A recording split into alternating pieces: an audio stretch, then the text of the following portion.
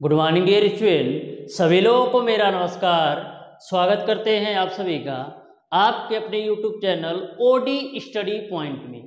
तो प्यारे दोस्तों, आज की क्लास में हम लोग सॉल्व करेंगे ताप मिति एवं ऊष्मीय प्रसार के मोस्ट इम्पॉर्टेंट क्वेश्चंस को। इसके पहले ऑलरेडी मैंने डियर स्टूडेंट इस चैप्टर पर आधारित 2 क्लास ले रखा हूं, जिसमें मैंने आपको पहली क्लास में डियर स्टूडेंट इस चैप्टर का बेसिक कॉन्सेप्ट व थ्योरी पार्ट को बहुत ही बेहतरीन तरीके से क्लियर किया था। दूसरी क्लास में डियर स्टूडेंट मैंने आप लोगों को 27 क्वेश्चन का सॉल्यूशन बहुत ही बेहतरीन तरीके से करवाया था। आज की क्लास में भी डियर स्टूडेंट मैं आप लोगों को ताप मिति एवं ऊष्मीय प्रसार के मोस्ट इम्पॉर्टेंट क्वेश्चन का सॉल्यूशन करवाऊंगा। प्रत्येक क्वेश्चन का सॉल्यूशन डियर स्टूडेंट मैं आप लोगों को इस तरीके से बताऊंगा कि किसी भी क्वेश्चन में आपको किसी भी प्रकार का डाउट और कंफ्यूजन नहीं रहेगा। बहुत ही बेहतरीन तरीके से प्रत्येक क्वेश्चन के कॉन्सेप्ट को हम कवर करने वाले हैं। आप शिद्दत के साथ ध्यान से समझिएगा। तो स्टार्ट करेंगे डियर स्टूडेंट हम लोग आज की क्लास को।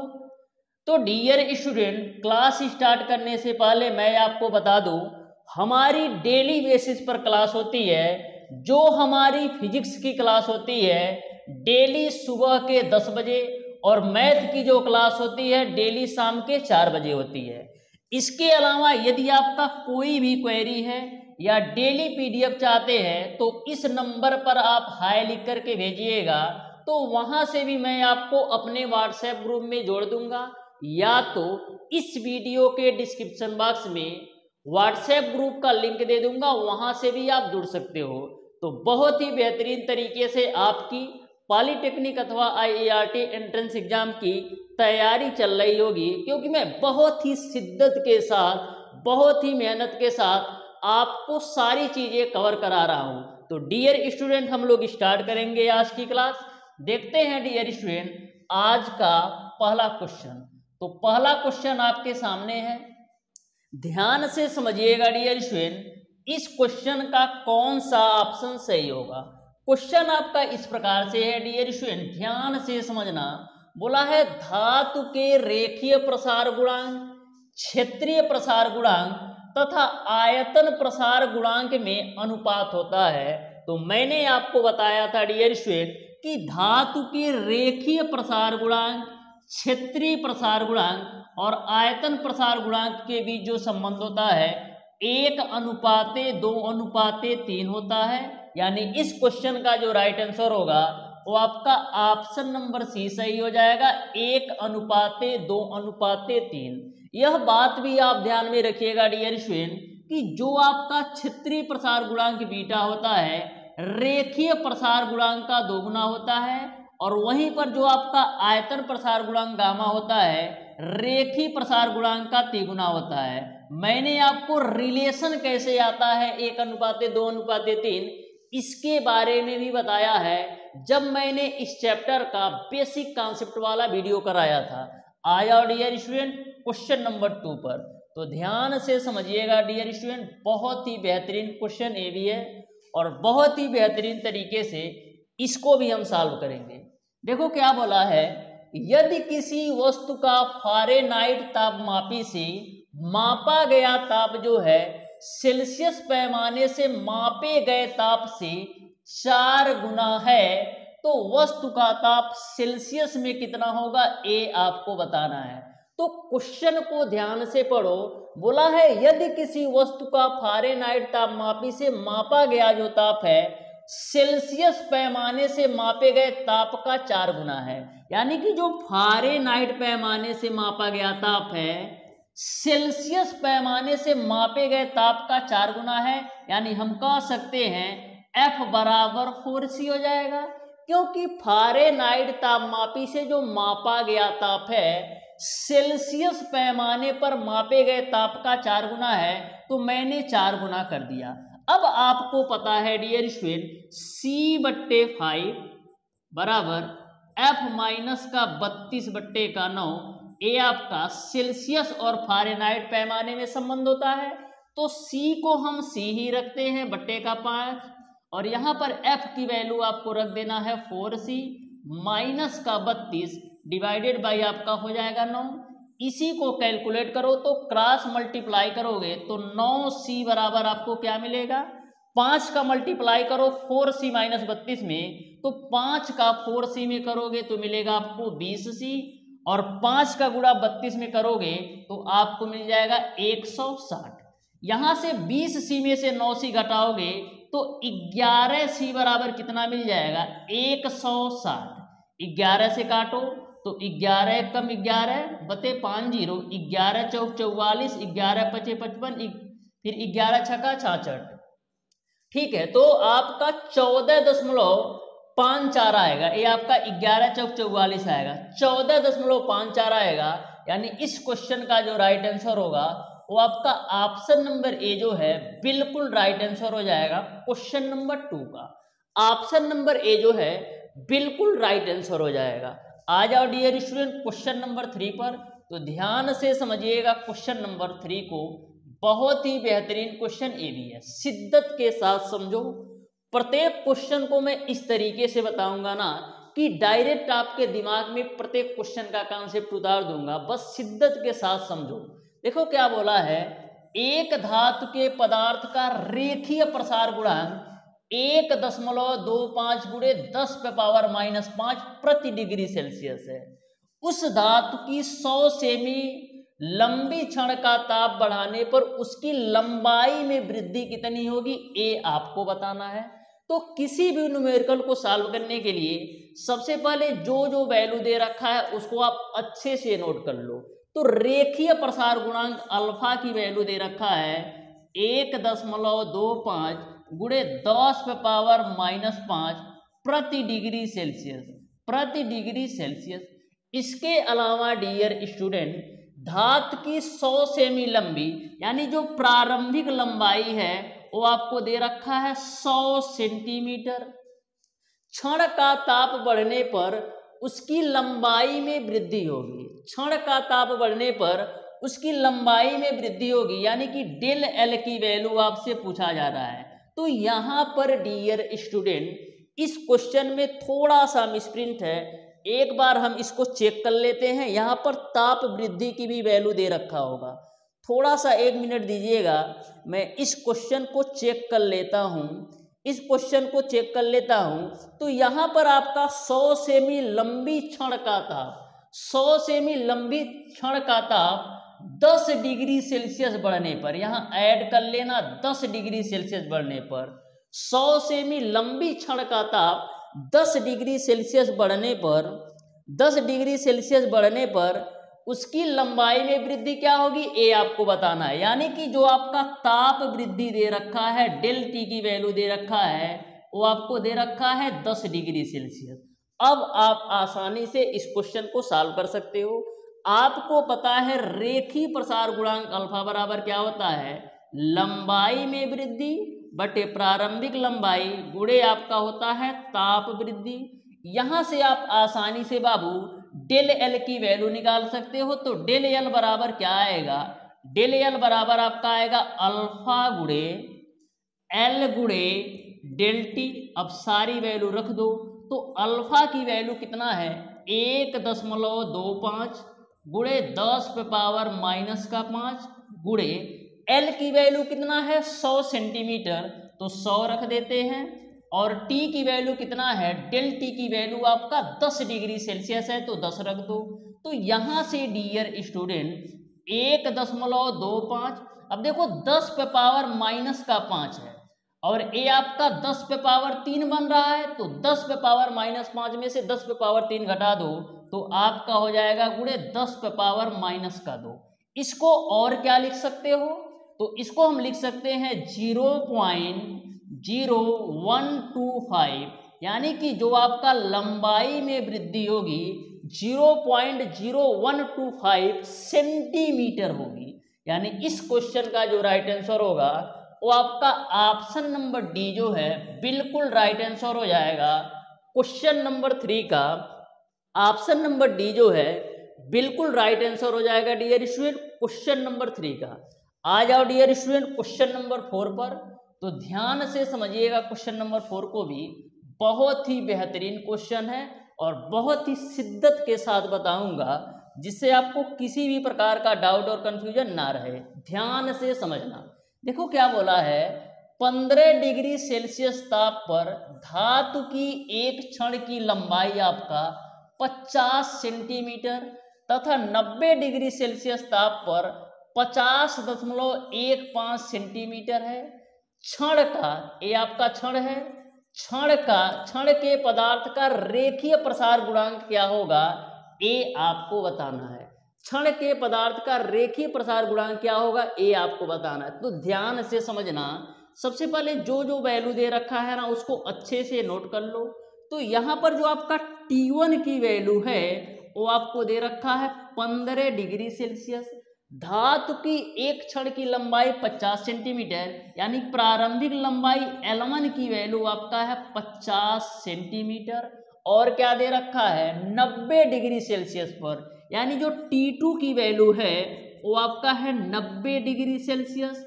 लंबाई आपका बढ़ के कितना हो जाता है, 50.15 सेंटीमीटर, यानी अंतिम लंबाई L2 की जो वैल्यू है 50.15 सेंटीमीटर है।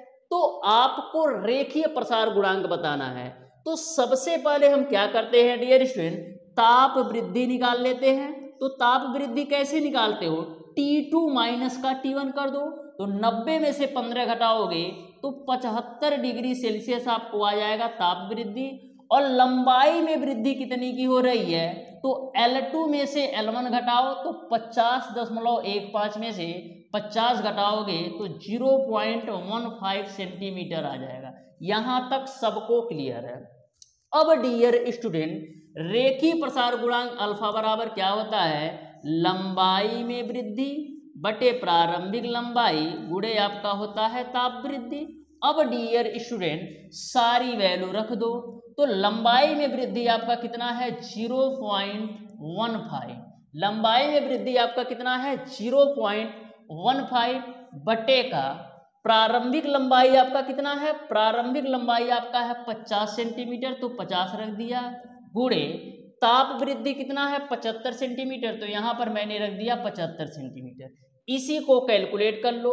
अब देखो ऊपर आपका 2 अंक पे दशमलव है, तो 2 अंक पे दशमलव हटाने के लिए क्या करेंगे, ऊपर भी 100 से गुणा कर दो और नीचे भी 100 से गुणा करोगे तो 50 गुणे 75 गुणे का 100 हो जाएगा। यहाँ तक सबको क्लियर है। मैंने दशमलव को हटाने के लिए ऊपर भी 100 से गुणा कर दिया, नीचे भी 100 से गुणा कर दिया।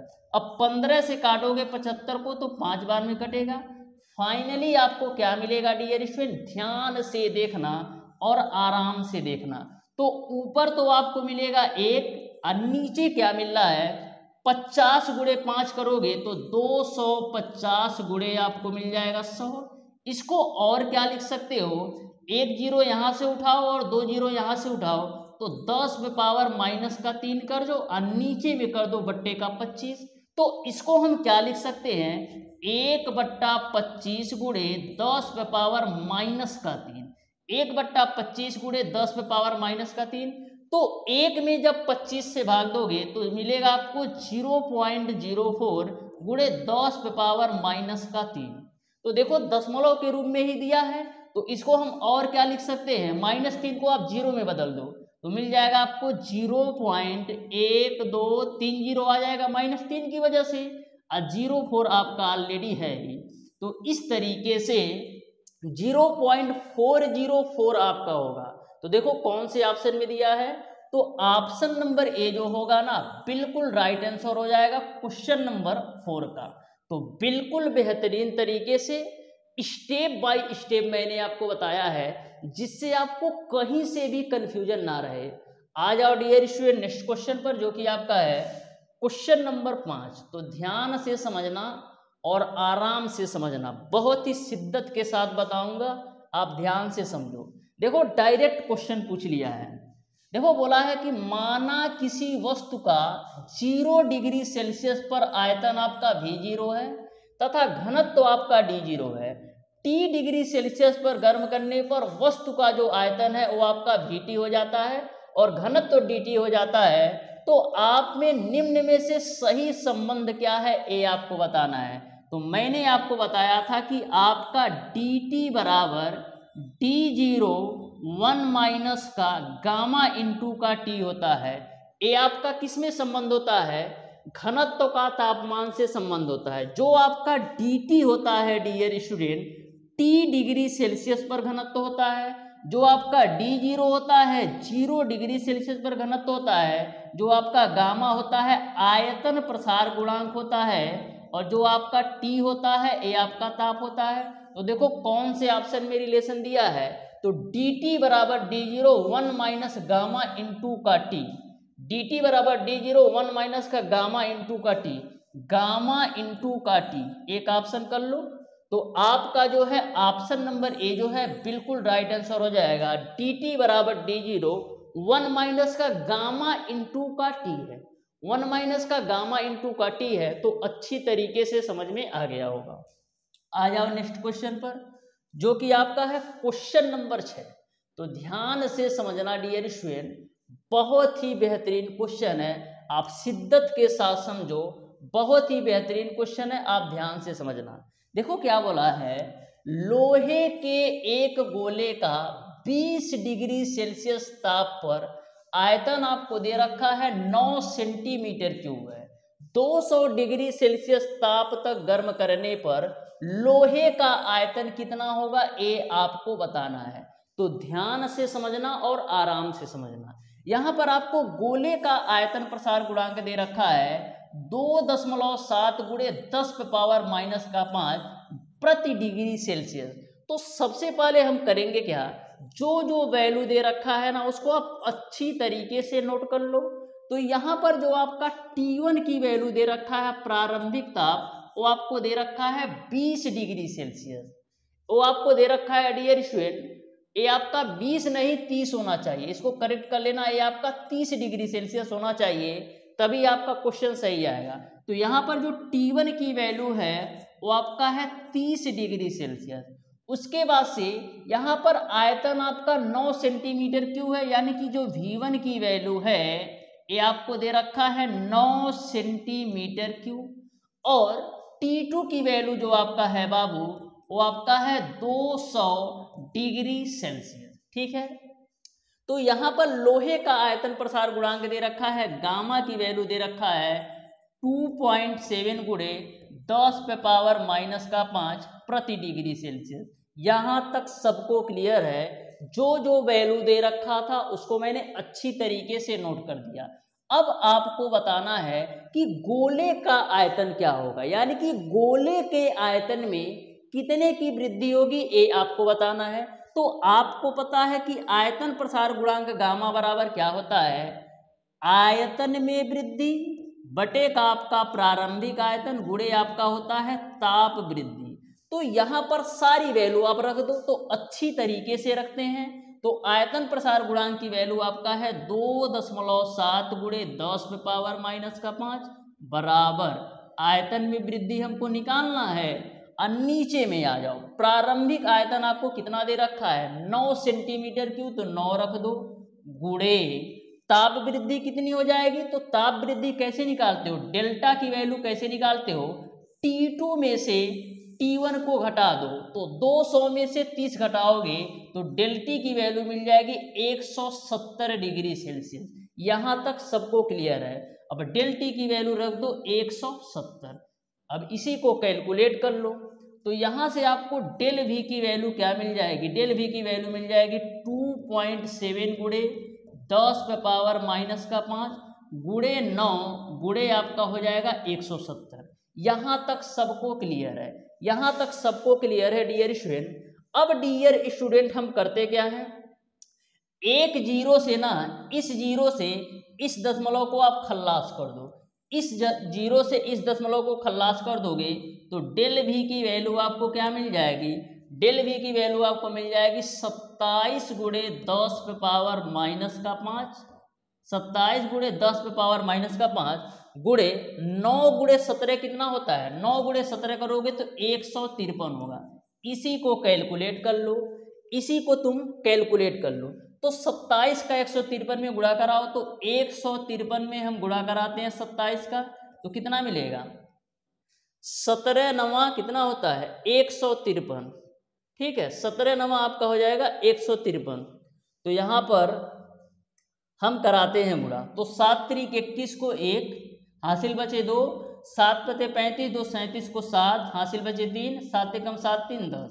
यहाँ पर क्रॉस करो, 2 3 6, 2 पचे 10 को 0 और 2 एकम 2 1 3। तो फाइनली आपको कितना मिल जाएगा? 1 7 6 13 को 3, 1 और 3 1 4, यानी कि 4131 मिलेगा। जब 27 का गुणा तुम 153 में कराओगे तो 4131 गुणे 10 पावर -5 मिलेगा। इसको और क्या लिख सकते हो? इसको लिख सकते हैं 0.04131। तो देखो कौन से ऑप्शन में दे रखा है, तो जो डेल वी की वैल्यू होगी 0.04131, यानी आपका ऑप्शन नंबर ए जो है बिल्कुल राइट आंसर हो जाएगा। ऑप्शन नंबर ए जो है बिल्कुल राइट आंसर हो जाएगा। आ जाओ डियर स्टूडेंट, नेक्स्ट क्वेश्चन को फोड़ते हैं। तो बहुत ही बेहतरीन तरीके से इसको भी हम फोड़ेंगे, आप शिद्दत के साथ और ध्यान से समझना। ठीक है, आप ध्यान से समझिएगा। देखो क्या बोला है डियर स्टूडेंट, बोला है झील के पानी की सतह बर्फ के रूप में जमने जा रही है, तो पेदे के पानी का इस क्षण ताप क्या होगा? तो सबको पता है कि जब आपका पानी बर्फ के रूप में जमने जा रही होगी तो वहां पर जो ताप होता है वो आपका 4 डिग्री सेल्सियस होता है, क्योंकि 4 डिग्री सेल्सियस पर घनत्व का मान सबसे अधिक होता है।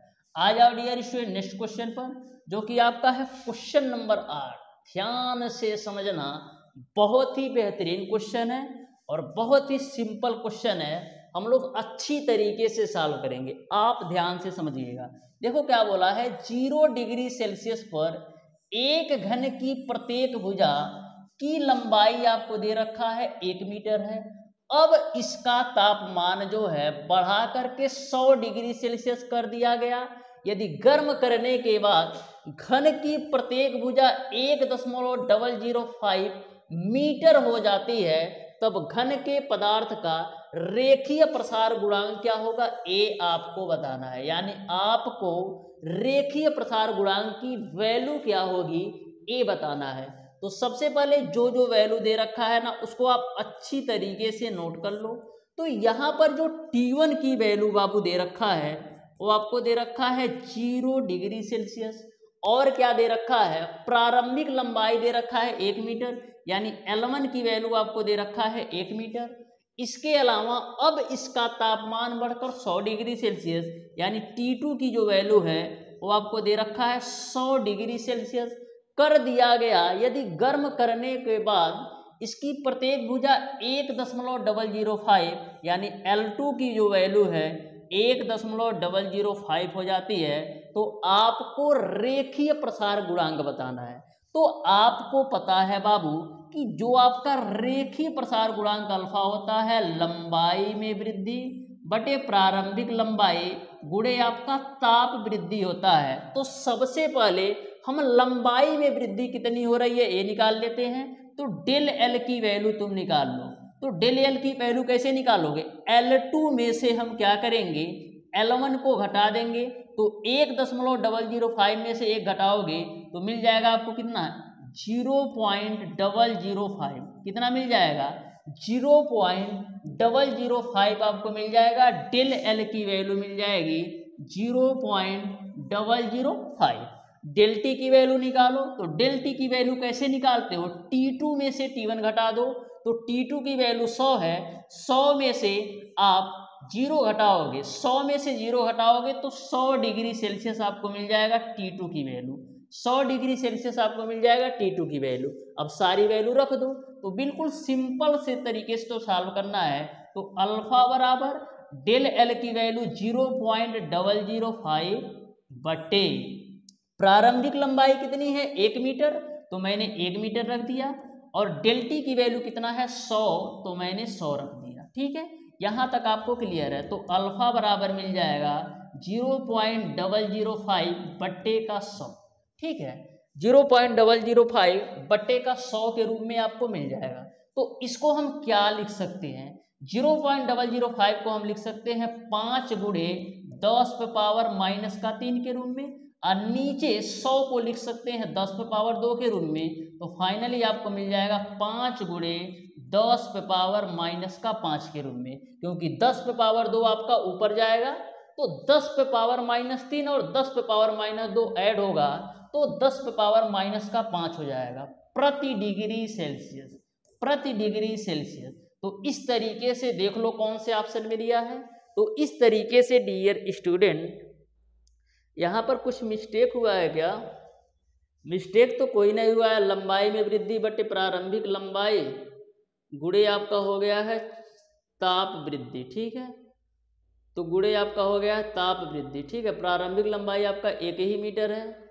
तो यहाँ पर आपका 5 गुणे 10 पे पावर माइनस का 5 प्रति डिग्री सेल्सियस होना चाहिए, यानी ऑप्शन नंबर ए जो है बिल्कुल राइट आंसर हो जाएगा।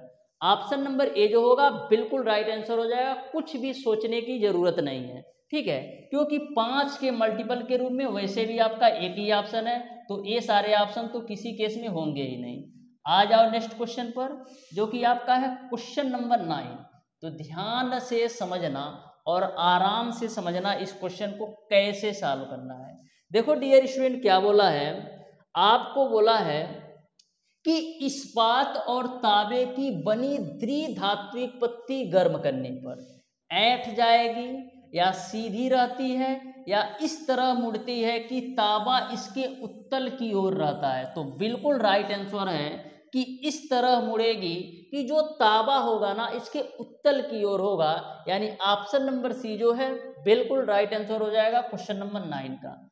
आ जाओ बाबू क्वेश्चन नंबर 10 पर। तो ध्यान से समझना क्वेश्चन नंबर 10 को। देखो क्या बोला है, बोला है डियर स्टूडेंट, क्वेश्चन नंबर 10 आपका है, यदि जल को डियर स्टूडेंट 2 डिग्री सेल्सियस से हम 3 डिग्री सेल्सियस तक गर्म किया जाए तो इसका आयतन क्या होगा। तो हम जब 2 डिग्री सेल्सियस से 3 डिग्री सेल्सियस तक गर्म करेंगे तो इसका आयतन बढ़ेगा, यानी ऑप्शन नंबर बी जो है बिल्कुल राइट आंसर हो जाएगा क्वेश्चन नंबर 10 का। आ जाओ क्वेश्चन नंबर डियर स्टूडेंट 11 पर। तो ध्यान से समझिएगा क्वेश्चन नंबर 11 को, बहुत ही बेहतरीन क्वेश्चन है और बहुत ही बेहतरीन तरीके से मैं आपको सॉल्व कराने वाला हूं, आप शिद्दत के साथ समझिएगा। बहुत ही सिंपल क्वेश्चन है। देखो क्या बोला है, आपको बोला है डियर स्टूडेंट कि पारे का कांच के सापेक्ष जो आपका आभासी प्रसार गुणांक है 0.3015 प्रति डिग्री सेल्सियस है, ठीक है। और वास्तविक प्रसार गुणांक जो है 0.3018 प्रति डिग्री सेल्सियस है। कांच का रेखीय प्रसार गुणांक क्या होगा, ये आपको बताना है। तो बहुत सारे स्टूडेंट के दिमाग में यह चल रहा होगा कि डायरेक्ट माइनस कर दो तो आंसर आ जाएगा, लेकिन बिल्कुल गलत आप बोल रहे हो डियर स्टूडेंट।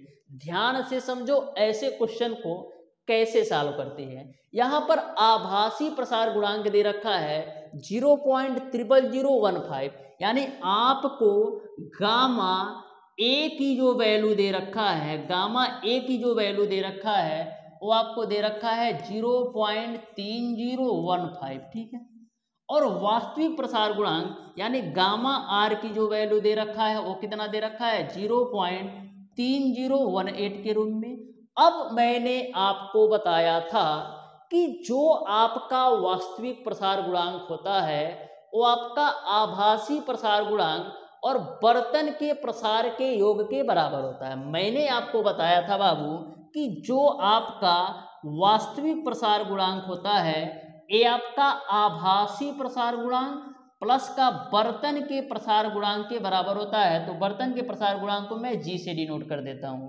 इस फार्मूले को अच्छी तरीके से नोट कर लेना कि जो आपका वास्तविक प्रसार गुणांक होता है आभासी प्रसार गुणांक प्लस बर्तन के प्रसार गुणांक के बराबर होता है। अब सारी वैल्यू यहां पर हम रखेंगे तो गामा आर की वैल्यू कितना दे रखा है, यानी वास्तविक प्रसार गुणांक की वैल्यू कितना दे रखा है 0.123018 बराबर गामा ए, यानी आपको आभासी प्रसार गुणांक की वैल्यू कितना दे रखा है 0.123015 और आप यहाँ से गामा जी की वैल्यू निकाल लो।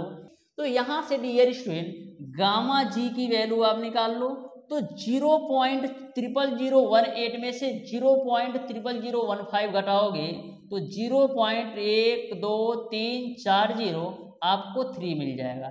यहाँ तक सबको क्लियर है कि जो कांच का प्रसार गुणांक होगा वो आपका 0.403 आएगा, क्योंकि 0.3018 में से आप 0.3015 घटाओगे तो इतना ही मिलेगा। यहाँ तक आपको क्लियर है। अब आपको पता है कि हम गामा किसके लिए यूज करते हैं, हम गामा आयतन प्रसार गुणांक के लिए यूज करते हैं। गामा का उपयोग हम आयतन प्रसार गुणांक के लिए उपयोग करते हैं। आपको लेकिन निकालना है रेखीय प्रसार गुणांक, आपको निकालना है रेखीय प्रसार गुणांक, लेकिन आपको आयतन प्रसार गुणांक पता है कांच का। लेकिन यह तो आपको पता है कि जो आपका आयतन प्रसार गुणांक होता है वो आपका रेखीय प्रसार गुणांक के 3 गुने के बराबर होता है। तो यहाँ से आप रेखीय प्रसार गुणांक निकालोगे तो आपका क्या आएगा, आयतन प्रसार गुणांक बट्टे का 3। अब आसानी से कैलकुलेट कर लो। तो यहाँ पर कांच का जो आयतन प्रसार गुणांक है वो आपका है 0.123403। इसी में आप 3 से भाग दे दो तो कांच का रेखीय प्रसार गुणांक आ जाएगा, यानी अल्फा जी की वैल्यू आ जाएगी, ग्लास का रेखीय प्रसार गुणांक आ जाएगा। तो 3 से काटेंगे तो देखो कितना मिलेगा, 0.123401 मिल जाएगा। इसको और क्या लिख सकते हो, तो इसको हम लिख सकते हैं 1 × 10⁻⁻⁵ के रूप में। यानी कि कांच का जो रेखीय प्रसार गुणांक होगा वो आपका 1 × 10⁻⁻5 प्रति डिग्री सेल्सियस होगा। 1 × 10⁻⁻5 प्रति डिग्री सेल्सियस होगा। यानी ऑप्शन नंबर ए जो है बिल्कुल राइट आंसर हो जाएगा। ऑप्शन पर बिल्कुल मत जाना, क्वेश्चन के कैलकुलेशन का तरीका देखो, कॉन्सेप्ट समझो कि किस तरीके से किसी भी क्वेश्चन को हम डील करते हैं। आ जाओ नेक्स्ट क्वेश्चन पर, जो कि आपका है बाबू क्वेश्चन नंबर 12। तो ध्यान से समझिएगा, बहुत ही बेहतरीन क्वेश्चन है, शिद्दत के साथ समझना। देखो क्या बोला है, 1 मीटर व्यास के लोहे के रिंग को 1.005 मीटर व्यास की पुल्ली पर चढ़ाया जाता है। यदि रिंग का तापमान 20 डिग्री सेल्सियस है तो रिंग के तापमान को कितना बढ़ाना चाहे ताकि पुल्ली की परिधि पर वो सरक जाए, ये आपको बताना है। यानी आपको ताप वृद्धि की वैल्यू बताना है, क्योंकि बोला है कि रिंग के तापमान को कितना बढ़ाया जाए, यानी कि आपको ताप वृद्धि की वैल्यू बताना है कि ताप वृद्धि की वैल्यू कितनी होगी। ठीक है, तो ध्यान से और आराम से समझो। सबसे पहले जो जो वैल्यू दे रखी है ना उसको तुम अच्छी तरीके से नोट कर लो, जो जो वैल्यू दे रखी है ना उसको अच्छी तरीके से नोट कर लो। तो यहाँ पर डियर स्टूडेंट लोहे का रेखीय प्रसार गुणांक, देखो यहाँ पर टाइपिंग मिस्टेक कर दिया है, इसको मैं सही करता हूँ। 1 मिनट आप समझ लीजिएगा, मैं कर लेता हूँ। 0.4012 है, यहाँ पर आपका इसका जो वैल्यू है 0.12344012 प्रति डिग्री सेल्सियस है। तो आपको थोड़ा सा भी घबराने की जरूरत नहीं है, टाइपिस्ट है, थोड़ा बहुत गलती कर देता है। ठीक है, तो यहाँ तक आपको सारी बातें क्लियर है। अब सारी वैल्यू पहले जो जो दे रखा है उसको नोट करो। तो यहाँ पर जो प्रारंभिक व्यास दे रखा है, यानी कि जो D1 की वैल्यू दे रखा है वो आपको दे रखा है 1 मीटर। और क्या दे रखा है, और D2 की वैल्यू आपको कितना दे रखा है, D2 की वैल्यू आपको दे रखा है 1.005 मीटर। और क्या आपको दे रखा है कि पुल्ली पर चढ़ाया जाता है। यदि रिंग का तापमान 20 डिग्री सेल्सियस है तो रिंग के तापमान को कितना बढ़ाया जाए ताकि पुल्ली की परिधि पर वह सरक जाए। तो यहाँ से सबसे पहले हम व्यास में वृद्धि की वैल्यू निकाल लेते हैं, यानी कि डेल डी की वैल्यू निकाल लेते हैं। तो डेल डी की वैल्यू कैसे निकालेंगे, D2 में से D1 को घटा दो, यानी व्यास में वृद्धि की वैल्यू निकालने के लिए हम क्या करेंगे, D2 में से D1 को घटाओगे तो 0.005 मीटर मिल जाएगा। यहाँ तक सबको क्लियर है। आपको रेखीय प्रसार गुणांक बताना है ना, तो रेखीय प्रसार गुणांक अल्फा बराबर क्या हो जाएगा, व्यास में वृद्धि व्यास में वृद्धि बोलो या परिधि में वृद्धि बोलो, कोई फर्क नहीं पड़ेगा कैलकुलेशन में। तो यहाँ पर आपका जो रेखीय प्रसार गुणांक अल्फा होगा ना, वो आपका बोल दो परिधि में वृद्धि बटे प्रारंभिक परिधि गुणे ताप वृद्धि। फर्क इसलिए नहीं पड़ेगा क्योंकि आपको पता है कि जो आपका परिधि का फार्मूला होता है 2πr होता है, तो 2π तो सभी में कॉमन होगा ना, तो कोई फर्क नहीं पड़ता। तो आपको थोड़ा सा भी सोचने की जरूरत नहीं है, थोड़ा सा भी कंफ्यूज होने की जरूरत नहीं है। तो अल्फा बराबर क्या हो जाएगा, रेखीय प्रसार गुणांक बराबर आपका हो जाएगा व्यास में वृद्धि बटे प्रारंभिक व्यास गुणे ताप वृद्धि। तो व्यास में वृद्धि आपने निकाला है 0.005 बटे का प्रारंभिक व्यास आपका 1 है गुणे ताप वृद्धि की वैल्यू आपको निकालना है। यहाँ पर अल्फा की वैल्यू दे रखा है ना, तो इसको लिख दो। तो 0.123401 बराबर आपका हो जाएगा 0.125 बटे का आपका हो जाएगा डेल टी। यहीं से कैलकुलेट करना है। तो डेल टी की वैल्यू बाबू क्या मिलेगी, डेल टी की वैल्यू मिल जाएगी 0.005 और नीचे में आपका हो जाएगा 0.123401। इसी को कैलकुलेट करो, इसी को कैलकुलेट करोगे तो डेल टी की वैल्यू मिल जाएगी, यानी कि आपको कितना ताप बढ़ाना होगा पता चल जाएगा। तो करते क्या है, देखो नीचे में कितने अंक पे दशमलव है, 1 2 3 4 5 6, 6 अंक पे दशमलव है। तो 6 अंक के दशमलव को हटाने के लिए ऊपर में भी 10⁻6 से गुणा कर दो और नीचे में भी कर दो, तो मिल जाएगा आपको कितना 0.005 गुणे 10⁻6 और नीचे में जब 10⁻6 से गुणा करोगे तो केवल और केवल आपको 12 मिलेगा। यहाँ से देखो 0.005 में 10⁻6 से गुणा करोगे तो मिलेगा आपको 5000, क्योंकि 10⁻3 से दशमलव खत्म होगा अब 5 के आगे 3 जीरो बढ़ जाएगा, तो 5000 बट्टे का 12 हो जाएगा। अब 4 से काटो तो 4 तियां 12, 4 एक कम 4, 1 2 4 दूना 8, फिर 4 पच्चे 20, फिर 0, फिर 3 से काटो तो 3 चौको 12, बचेगा 5 है तो 3 एक कम 3, 3 छक 18, 3 छक 18, 3 छक 18, यानी कि 416.66 डिग्री सेल्सियस आएगा। यानी इस क्वेश्चन का ऑप्शन नंबर बी जो है बिल्कुल राइट आंसर हो जाएगा। ऑप्शन नंबर बी जो है बिल्कुल राइट आंसर हो जाएगा इस क्वेश्चन का। आ जाओ डियर स्टूडेंट नेक्स्ट क्वेश्चन पर, जो कि आपका है क्वेश्चन नंबर 13। तो ध्यान से समझिएगा क्वेश्चन नंबर 13 को, बहुत ही बेहतरीन क्वेश्चन है। देखो डायरेक्ट पूछा है, बोला है कि सेल्सियस तथा फारेनहाइट पैमानों में संबंध होता है। तो आपको सबको पता है कि सेल्सियस और फारेनहाइट में संबंध होता है C/5 बराबर F- का 32/9। तो यदि आपको ऑप्शन नहीं क्लियर दिखाई दे रहा होगा तो ध्यान से देखो, मैं बता दे रहा हूं। पहला ऑप्शन है C/6 F- का 32/9। दूसरा ऑप्शन है आपका C/5 F- का 32/9। तो ऑप्शन नंबर बी जो है आपका बिल्कुल राइट आंसर हो जाएगा। C/5 बराबर F- का 32/9, ये आपका सेल्सियस और फारेनहाइट पैमाने में संबंध होता है। ठीक है, आ जाओ डियर स्टूडेंट नेक्स्ट क्वेश्चन पर, जो कि आपका है क्वेश्चन नंबर 14। घबराने और परेशान होने की बिल्कुल जरूरत नहीं है, बहुत ही अच्छे जगह पर हो और बहुत ही शानदार तरीके से मैं सारी चीज़ों को कवर कर रहा हूँ। इस बात की मैं आपको गारंटी देता हूँ डियर स्टूडेंट कि जिस तरीके का कंटेंट और कॉन्सेप्ट मैं आपको YouTube पर प्रोवाइड कर रहा हूँ, ऐसा कंटेंट और कॉन्सेप्ट किसी भी पेड कोर्स में नहीं मिलेगा। ये आप लोगों को अच्छी तरीके से पता है कि ऐसा कंटेंट और कॉन्सेप्ट YouTube को तो छोड़ो किसी भी पेड कोर्स में भी नहीं मिलेगा।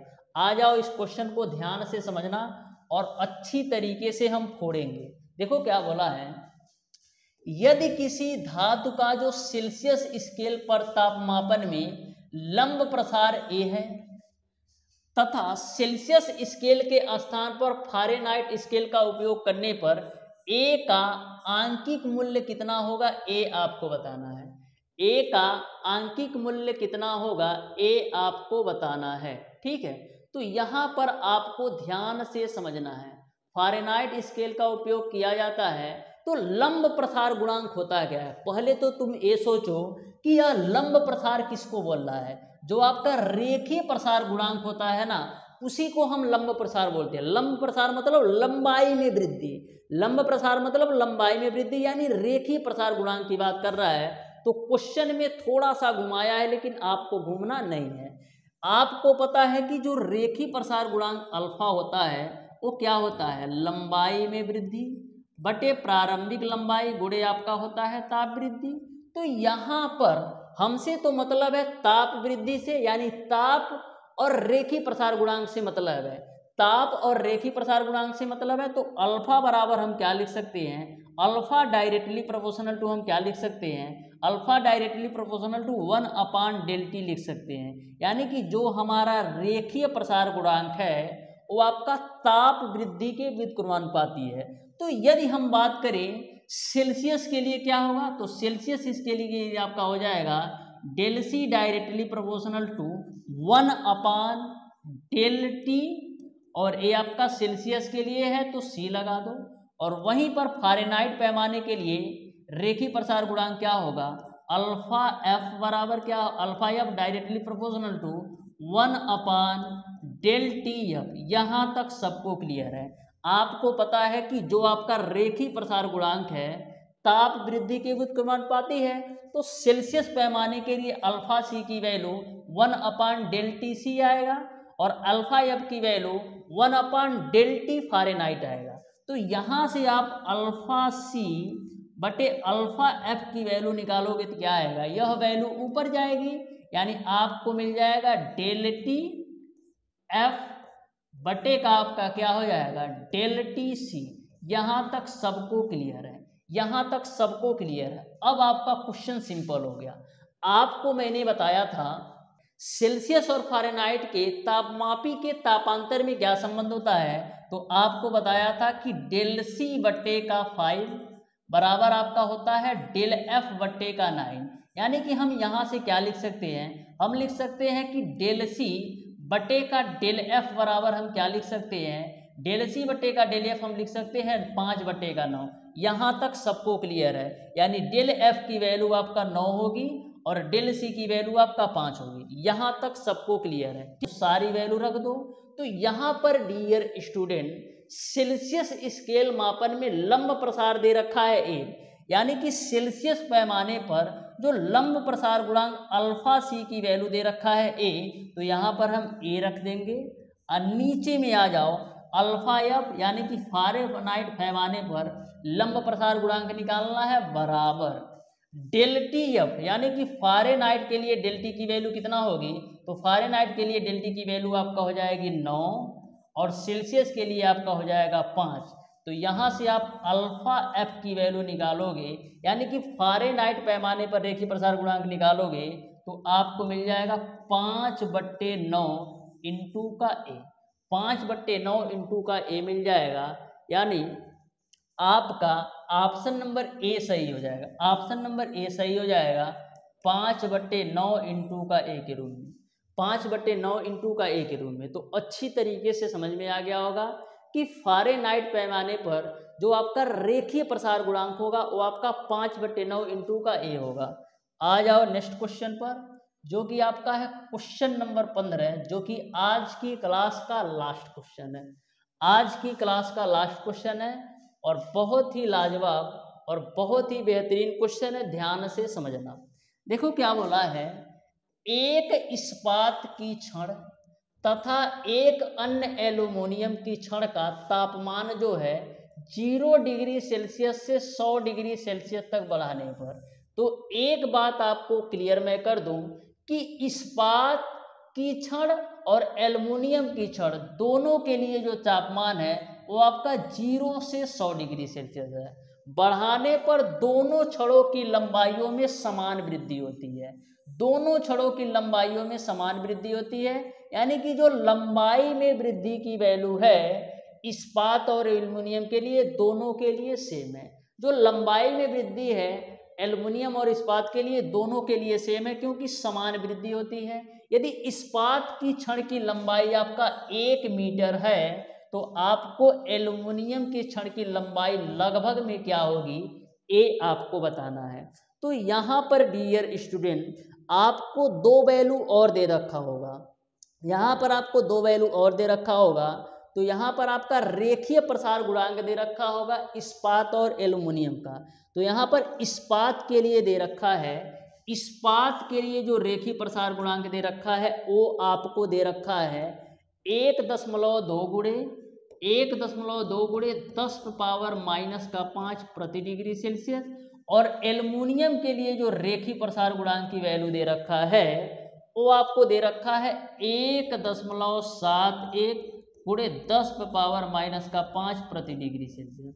अब आप आसानी से क्वेश्चन को सॉल्व कर सकते हो।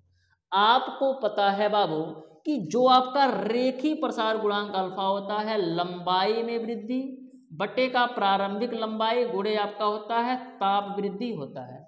तो यहाँ पर डियर स्टूडेंट अल्फा इंटू का एल की वैल्यू हम निकालें तो del L upon del T आएगा। ऐसा मैंने इसलिए किया डियर स्टूडेंट क्योंकि इन दोनों छड़ों के लिए यानी इस्पात और एल्युमिनियम के लिए जो आपका तापांतर है, जो आपका ताप है वो सेम है और लंबाई में वृद्धि भी समान है। इस्पात और एल्युमिनियम के लिए दोनों के लिए जो ताप का मान है 0 से 100 डिग्री सेल्सियस है, यानी दोनों के लिए ताप का भी मान समान है और समान वृद्धि लंबाई में भी होती है, यानी कि डेल एल और डेल टी की जो वैल्यू है इस्पात और एल्युमिनियम के लिए समान है। तो यदि हम बात करें बाबू कि इस्पात के लिए रेखीय प्रसार गुणांक क्या होगा, तो आप कहोगे इस्पात के लिए रेखीय प्रसार गुणांक अल्फा एस एल एस बराबर आपका हो जाएगा del L upon del S. Del L upon हो जाएगा डेल एस, ए आपका हो जाएगा del L upon del T हो जाएगा। ए किसके लिए है, ए आपका इस्पात के लिए है और एल्युमिनियम के लिए क्या होगा रेखीय प्रसार गुणांक, तो आपका अल्फा ए इंटू का एल ए बराबर आपका हो जाएगा del L upon del T. यहाँ तक किसी को कन्फ्यूजन नहीं होना चाहिए। मैंने इसी फार्मूले से डियर स्टूडेंट ये दोनों फार्मूले जनरेट किए हैं, ठीक है। मैंने ऐसा इसलिए किया क्योंकि इस्पात और एल्युमिनियम दोनों के लिए जो लंबाई में वृद्धि है और ताप में वृद्धि है समान है। मैं बार बार बोल रहा हूँ क्योंकि ताप वृद्धि 0 से 100 डिग्री सेल्सियस तक एल्युमिनियम के लिए भी लिया जाता है और 0 से 100 डिग्री सेल्सियस तक आपका इस्पात के लिए भी लिया जाता है, यानी कि दोनों के लिए डेल टी की वैल्यू समान है। और बोला है समान वृद्धि होती है, लंबाई में समान वृद्धि होती है, यानी कि दोनों के लिए डेल एल की वैल्यू भी समान है। तो इसको मान लो समीकरण 1 और इसको तुम मान लो समीकरण 2। तो समीकरण 1 व 2 को आपस में बराबर कर देंगे तो क्या मिलेगा, डेल एस एल एस बराबर आपको मिल जाएगा अल्फा ए इंटू का एल ए के रूप में। अब तो सारी वैल्यू मिल जाएगी, निकाल लोगे ना, कोई दिक्कत है वो, कोई दिक्कत नहीं है। आपको एल्युमिनियम की लगभग लंबाई निकालना है यानी एल ए की वैल्यू निकालना है। तो एल ए बराबर क्या हो जाएगा, अल्फा एस एल एस बटे का आपका हो जाएगा अल्फा ए के रूप में। इसी में सारी वैल्यू रखना, आपको आंसर मिल जाएगा। देखो अल्फा एस की वैल्यू पता है, अल्फा ए की भी वैल्यू पता है और एल एस की भी वैल्यू पता है। एल एस की वैल्यू कितना है, देखो इस्पात की छड़ की लंबाई 1 मीटर है, तो इस्पात के छड़ की लंबाई आपका 1 मीटर है, यानी एल एस की वैल्यू आपको 1 मीटर दे रखा है। लेकिन मीटर में मत रखना क्योंकि आंसर सेंटीमीटर में है ना, तो 1 मीटर को तुम ले लेना 100 सेंटीमीटर, यानी एल एस की वैल्यू तुम रखना 100 सेंटीमीटर। अब सारी वैल्यू रख करके कैलकुलेशन करके बताना कि कौन सा ऑप्शन सही होगा। मैंने बहुत ही बेहतरीन तरीके से इस क्वेश्चन के सारे कॉन्सेप्ट बताने का प्रयास किए हैं। तो डियर स्टूडेंट आज की क्लास को हम यहीं तक रखते हैं, मिलते हैं डियर स्टूडेंट आपसे हम नेक्स्ट क्लास में। तो डियर स्टूडेंट अपनी राय कमेंट बॉक्स में कमेंट करके ज़रूर बताना कि क्लास आपको कैसी लगी, और किसी भी क्वेश्चन में किसी भी प्रकार का यदि आपको डाउट और कन्फ्यूजन रहता है ना, तो आप बाबू कमेंट बॉक्स में कमेंट करके जरूर बता देना। मिलते हैं डियर स्टूडेंट नेक्स्ट क्लास में, तब तक के लिए